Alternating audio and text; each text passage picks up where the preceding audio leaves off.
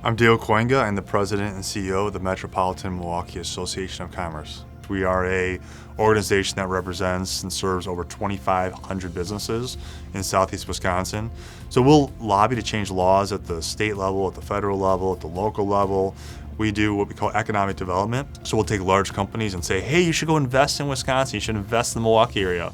We do events, all sorts of cool things. So I love my job. How did I get there? I started at a large accounting firm and motivated by the events of 9/11.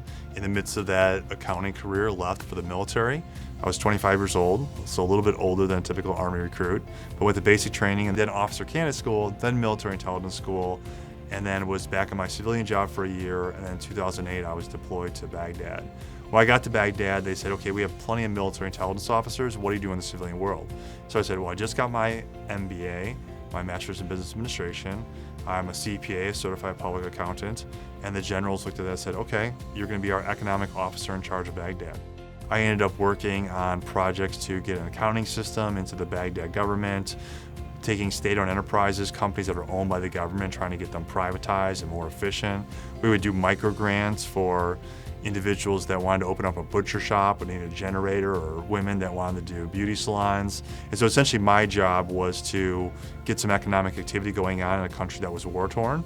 And it was just a remarkable experience that utilized my civilian career.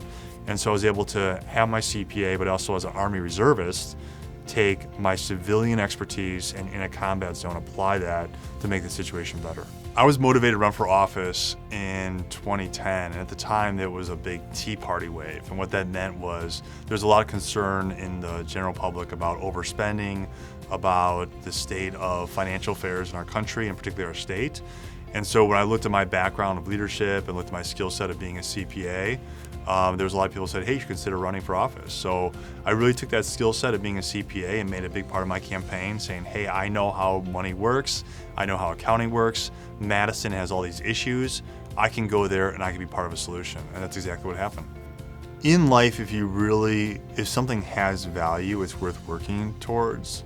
And so getting my CPA license wasn't easy, but it has been exponentially worth the benefits I've gotten from this career.